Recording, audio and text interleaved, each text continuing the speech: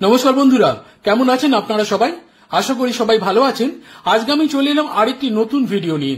আপনারা জানেন যে আমার চ্যানেল এক্সপ্লোরার সমীরণ চ্যানেলটি মূলত ভ্রমণের চ্যানেল হলেও আমি কলকাতার বিভিন্ন ঐতিহাসিক নিদর্শন এবং দ্রষ্টব্যকে আপনাদের সামনে তুলে ধরি এবং তার পিছনে লুকিয়ে থাকা ইতিহাস এবং চাপা পড়ে যাওয়া ইতিহাসকে আপনাদের সামনে উপস্থাপিত করি। এছাড়াও কলকাতার আরো নিদর্শন আছে, যেমন প্রাচীন মন্দির, প্রাচীন গির্জা, প্রাচীন মসজিদ, প্রাচীন রাজবাড়ি, সেগুলোকেও আপনাদের সামনে তুলে ধরি আমি আমার ভিডিওর মাধ্যমে। না, আজকে কোনো কলকাতার ঐতিহাসিক দ্রষ্টব্যের পিছনে লুকিয়ে থাকা কোনো ঐতিহাসিক কাহিনী নয়, কিংবা কোনো প্রাচীন মন্দিরের কাহিনী নয়। আজকে শোনাবো একটা নির্ভেজাল ভ্রমণ কাহিনী।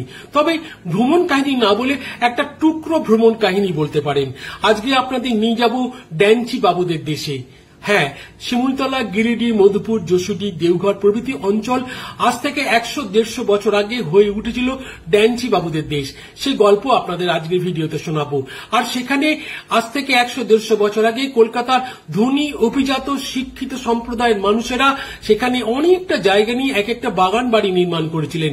তার মধ্যে অনেকগুলি বাগান বাড়ির চরিত্র আজ বদলে গেছে, তবু দু একটি বাড়ি এখনো জীর্ণ ভগ্ন হয়ে সেই ঐতিহাসিক স্মৃতির সাক্ষ্য বহন করে চলেছে।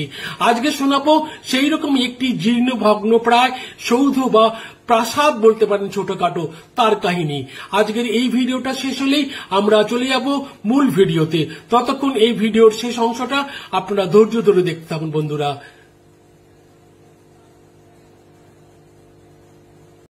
নমস্কার বন্ধুরা, আজকে আমরা বেরিয়ে পড়েছি মধুপুরের সাইট সিইং এ।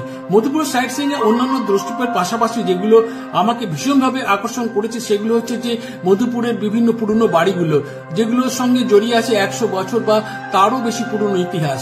আসলে ছোটবেলা থেকে আমাকে পুরনো রাজবাড়ি, পুরনো জমিদার বাড়ি বা পুরনো বাড়ির স্থাপত্য আমাকে ভীষণভাবে আকর্ষণ করে, যে কারণে আপনাদের এর আগে জমিদার বাড়ির বিভিন্ন ভিডিও আপনাদের উপহার দিয়েছি। আজকে এই ভিডিওতে মধুপুরে আরেকটি পুরনো বাড়ির ছবি আপনাদের উপহার দিতে চলেছি।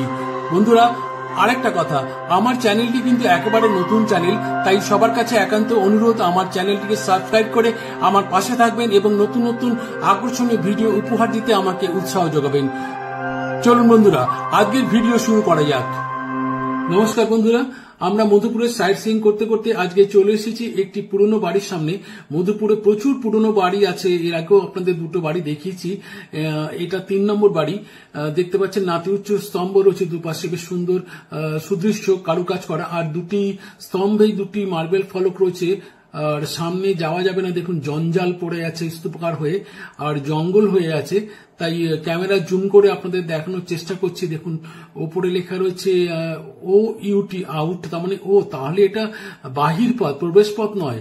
আর নিচের লেখাটা কিছুতেই পড়া গেল না, মার্বেল ফলকের লেখাটা। আর দেখছেন এদিকেও, মানে এদিকের স্তম্ভেও কিন্তু দুটি মার্বেল ফলক আছে, তাতে কি লেখা আছে দূর থেকে পড়া যাচ্ছে না। ডান দিক দিয়ে রাস্তাটা দিয়ে গেলে হয়তো লেখাটা পড়তে পারবো, বা ক্যামেরা জুম করে হলেও লেখাটা পড়ার সুযোগ পাবো। সামনে যাওয়ার তো উপায় নেই, পুরো জঙ্গল হয়ে আছে, সামনে ঝোপঝাড় হয়ে আছে। এবার জুম করে দেখাই আপনাদের। এই দেখুন লেখা আছে প্রফুল্ল মল্লিক, বাড়িটার মালিক প্রফুল্ল মল্লিক। আর ওপরে সেই আউট লেখা আছে ইংরেজিতে OUT, তার মানে বোঝা গেল যে এই বাড়িটির মালিক প্রফুল্ল মল্লিক। আর এটা হচ্ছে বাহির পথ, তার মানে এই বাড়িতে ঢোকার একটা প্রবেশ পথও ছিল, কিন্তু সেই প্রবেশ পথটি আমাদের চোখে পড়লো না। সেটা হয়তো ভেঙে গেছে বা গুড়িয়ে গেছে, যে কোনো কারণেই হোক। আপনারা দেখছেন যে সুন্দর কারুকাজ করা দুটো মানে স্তম্ভ দুপাশে। আমরা আপনাদের আবার স্তম্ভ দুটি দেখাবার চেষ্টা করছি। দেখুন কি সুদৃশ্য স্তম্ভ। এখান দিয়ে বাবুদের গাড়ি বা পালকি হয়তো এখান দিয়ে বের হতো। আর ঢোকবার পথটি কোথায় ছিল আজ আর জানার উপায় নেই। এখান দিয়ে সমস্ত দেখতে পাচ্ছেন যে ভিতরে যে গাড়িগুলো গেছে সারা এই পথ দিয়েই গেছে, মানুষজন এই পথ দিয়ে যাতায়াত করেন, আমরাও সেই পথ দিয়েই ঢুকলাম। আপনারা দেখছেন এখানে অনেকগুলো গাড়ি দাঁড়িয়ে আছে, হয়তো এখানে সার্ভিসিং করানো হয় বা এখানে গ্যারাজের মতন গাড়ি পার্কিং করে হয়তো। যাই হোক, তো আমাদের জানার দরকার নেই। আমরা এবার দূর থেকে বাড়িটি দেখাচ্ছি আপনাদের। আপনারা দেখছেন কি সুন্দর বাড়িটি, অপূর্ব দেখতে লাগছে, কিন্তু ঝোপঝাড়ে আবৃত হয়ে আছে একবার আপাদ মস্তক। তো যখন ঝোপঝাড় ছিল না তখন বাড়িটি কত সুন্দর দেখতে ছিল সেটা সহজেই অনুমান করে নেওয়া যায়। আর বাড়িটি যে অত্যন্ত শৌখিন বাবুর তৈরি বা ধনী বাবুর তৈরি সেটাও বেশ বোঝা যায়, কারণ এই মধুপুর শিমুলতলা গিরিডি অঞ্চলে কলকাতার সেই সময়কার আজ থেকে 100-150 বছর আগে ধনী এবং বিলাসী বাবুরা এখানে অনেকটা জায়গা নিয়ে তাদের বাড়ি তৈরি করেছিলেন। তাদের মানে গরমকালে এখানে সে সময় কাটানোর জন্য পরিবারে সবাইকে নিয়ে বা তাদের বন্ধু বান্ধবদের নিয়ে, তো সেই জন্য তারা এখানে সুন্দর সুন্দর একতলা বাড়ি, বিশেষ করে একতলাই, দোতলা বাড়ি খুব কমই চোখে পড়লো। তো এখানে তারা বাড়ির চারপাশে প্রচুর গাছপালাও লাগিয়েছেন, বিশেষ করে আম গাছ। এই যে দেখছেন এখানে পুরো ঝোপঝাড় হয়ে আছে, বুনো ফুল ফুটে আছে। আর কয়েকটা আম গাছ এখানে রয়েছে বাড়ির সীমানার মধ্যে, দেখছেন উঁচু উঁচু আম গাছগুলো বড় বড়। আর বাড়িটি দেখাচ্ছে আপনাদের প্রচুর জায়গা নিয়ে বাড়িটি, এবং প্রত্যেকটা বাড়ি কিন্তু অনেকটা জায়গা নিয়ে তৈরি। আর বাড়ির সামনের দেয়ালের ডিজাইনটা দেখছেন, সামনে কি সুন্দর কারুকাজ করা, আর পেডিমেন্টের ডিজাইনটা দেখুন কত সুন্দর পেডিমেন্ট, কত চিন্তা ভাবনা করে পরিকল্পনা করে এই দেখুন পেডিমেন্টটা। বাবুরা সব মানে শৌখিন ধনী বাবুরা তৈরি করেছেন এসব বাড়ি দক্ষ মিস্ত্রিদের দিয়ে, কিন্তু আজকে তার কি করুণ পরিণতি হয়েছে। একটা সময় আজ থেকে 100 বছরের বেশি আগে কলকাতার ধনী বাবুরা এই শিমুলপুর মধুপুর গিরিডিতে তাদের তৈরি বাড়িতে এসে সময় কাটাতেন, কারণ এখানকার জলহাওয়া অত্যন্ত মনোরম এবং এখানকার জল নাকি ভীষণ উপাদেয় এবং সুস্বাদু এবং স্বাস্থ্যকর। সেই জল খেলে নাকি লোহাও হজম হয়ে যেত। তো আপনারা দেখছেন বাড়িটি কিভাবে আগাছায় ঢেকে ফেলেছে, বাড়িটি পরিত্যক্ত, সম্পূর্ণ পরিত্যক্ত। তো বাড়িটি আবার দেখানোর চেষ্টা করছি আপনাদের। বেশ সুন্দর ডিজাইন দেয়ালে, এত সুন্দর শিল্পীরা ডিজাইন করেছেন মানে বাবুর পরামর্শেই। তো সত্যি পেডিমেন্টে দেখুন মাথার উপরে, আর ওই যে ফুটপাতের ছাদে ওটা সিঁড়ি, মানে যেটা গোল আকৃতির একটা স্থাপত্য দেখা যাচ্ছে, ওটা হয়তো সিঁড়ি ঘর ছিল হয়তো এক সময়, ওখান দিয়ে উঠে হয়তো ছাদে যাওয়া যেত, কিন্তু এখন আর ভেতরে কি অবস্থা আছে কে জানে। চলুন ভেতরে ঢুকি। আজ থেকে 100 বছরের বেশি আগে যখন বাবুরা এখানে এসে থাকতেন সপরিবারে বা সবান্ধবে, তখন তাদের সাথে বাড়ির চাকর বাকর দাসদাসীও থাকতো, কারণ কলকাতার বাড়িতেও তাদের চাকর বাকর দাসদাসী থাকতো, তাদেরকে নিয়ে আসতো সঙ্গে করে তাদের কাজকর্ম করার জন্য। তো সেই সমস্ত চাকর বাকরদের সাথে যখন তারা বাজারে যেতেন বাজার করতে, জিনিসপত্র কেনাকাটা করতে, আপনারা দেখছেন কিভাবে আগাছা বাড়িটির মাথা থেকে পুরো গ্রাস করে ফেলেছে, সামনে পুরো জঙ্গল হয়ে আছে। এর মধ্যে যাওয়াটা খুব মুশকিল, কারণ সামনে দেখুন কোথায় উঠে যাচ্ছে জঙ্গল বা লতা গাছ বা কাটা গাছ। সেই মনে হচ্ছে সেই গানটা মনে করছে, যখন পড়বেন আমার পায়ের জন্য এই ঘাটে কাঁটা লতা কিনবে বাড়ির দাঁড়গুলায়। তো যাই হোক, দেখুন আমরা বাড়ির ভিতরে প্রবেশ করছি, মেঝেটা দেখানোর চেষ্টা করছি। সেই জামা দরজার পাল্লা তো গেছে, ফ্রেমটাও নিয়ে চলে গেছে মানুষেরা।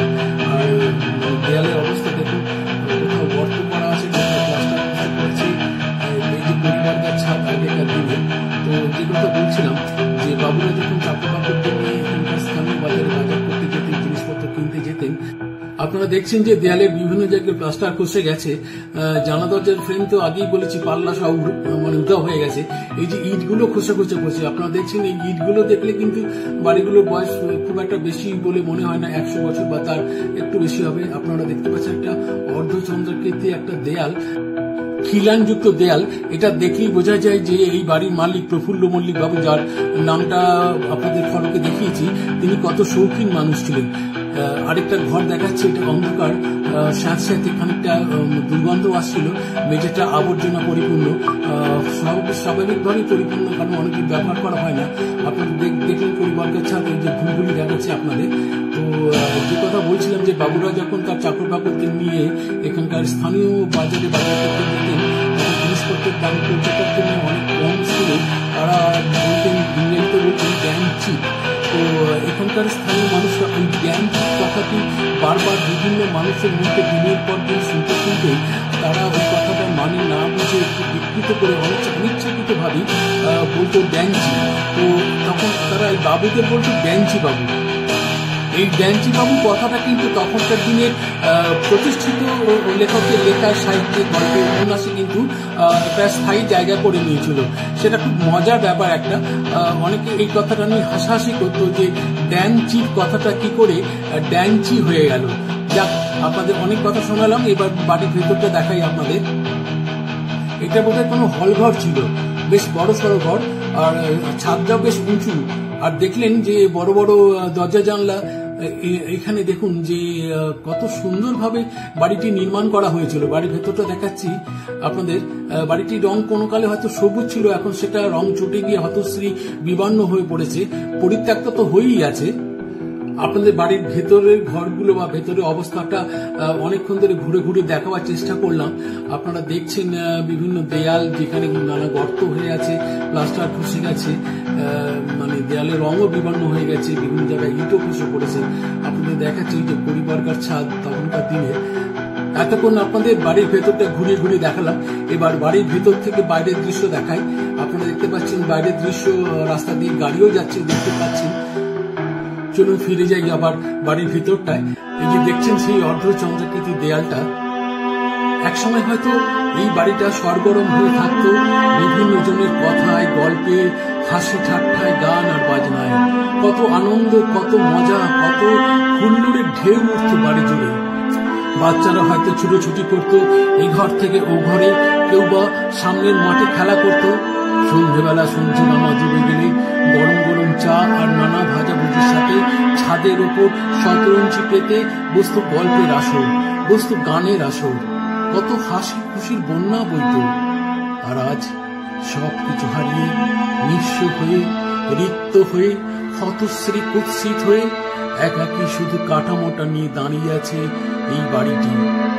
আজ আর এই বাড়িতে কোনো মানুষের পা পড়ে না, শোনা যায় না মানুষের কণ্ঠস্বর, শোনা যায় না গানের সুর, তবলার লহরা।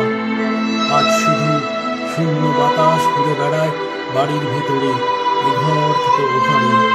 কান পাতলে শোনা যায় সে বাতাসে মিশে আছে হতাশা আর সব হারানোর কান্না। বন্ধুরা, এবার আপনাদের বাড়ির সামনে বড়সড় একটি পটিকো আছে, সেটি দেখাবো। এই যে দেখাচ্ছি আপনাদের সেই পটিকোটি, যেখানে আমার দলের 3 বন্ধু দাঁড়িয়ে আছেন আমার জন্য। আমরা 4 জনই শিমুলতলা মধুপুর বেড়াতে এসেছি। আপনারা দেখছেন যে পটিকোর সামনের দিকে জোড়া খিলান রয়েছে, বাঁদিকে ডান দিকে বড় বড় খিলান রয়েছে। একটা সময় এই পটিকোর নিচে বাবুদের বিবিদের গাড়ি বা পালকি এসে দাঁড়াতো এবং বাবুরা বিবিরা গাড়ি বা পালকি থেকে নেমে বাড়ির ভিতরে প্রবেশ করতো। কিন্তু এখন আর গাড়িও এখানে এসে দাঁড়ায় না, আর পালকিও এসে দাঁড়ায় না। এখন চারিদিকে শুধু আগাছা আর জঙ্গল পরিবৃত হয়ে আছে। বন্ধুরা, আজকের ভিডিও তাহলে এখানেই শেষ করছি। এতক্ষণ ধরে যারা আমার সাথে রইলেন এবং পুরো ভিডিওটি দেখলেন ধৈর্য ধরে, তাদেরকে জানাই আমার আন্তরিক কৃতজ্ঞতা, শুভেচ্ছা ও অভিনন্দন। বন্ধুরা, আরেকটা কথা, এই বাড়িটির নাম মার্বেল প্যালেস, যেটা আমি আগে বলিনি, এখন বলে দিলাম সুযোগ পেলাম বলে। ওই যে কথাই আছেন ইংরেজিতে, বেটার লেট দ্যান নেভার, তো সেই জন্যই ভিডিও শেষেই বলে দিলাম কথাটা। আর আরেকটা কথা, যে আমার চ্যানেলটি একেবারে নতুন চ্যানেল, তাই আপনাদের সবার কাছে একান্ত অনুরোধ, আমার চ্যানেলটিকে সাবস্ক্রাইব করে আমার পাশে থাকবেন এবং আমাকে নতুন নতুন আকর্ষণীয় ভিডিও উপহার দিতে উৎসাহ যোগাবেন। বন্ধুরা, আজকের মতো বিদায় নিচ্ছি। ফিরে আসবো মধুপুর শিমুলতলার আরো নতুন নতুন আকর্ষণীয় ভিডিও নিয়ে, নতুন নতুন গল্প ও কাহিনী নিয়ে। বন্ধুরা, আজকের মতো বিদায়। সবাই খুব ভালো থাকবেন। নমস্কার।